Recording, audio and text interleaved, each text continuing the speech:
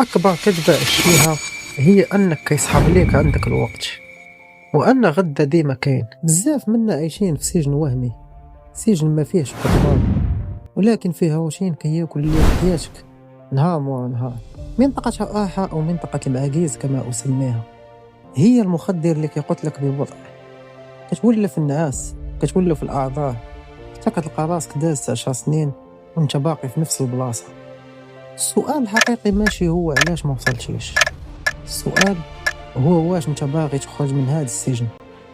في هذا الفيديو غنشارك معاك 3 الحلول غيعاونوك في حياتك. الا كنتي باغي تبدل السيناريو خاصك تبدل العقليه، المايند سيت.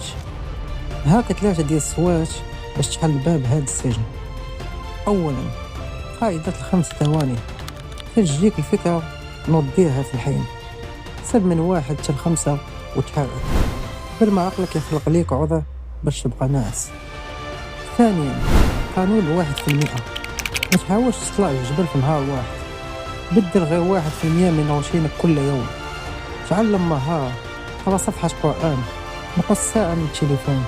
مورا عام غتلقى راسك شخص آخر. ثالثا، نظف المحيط ديالك.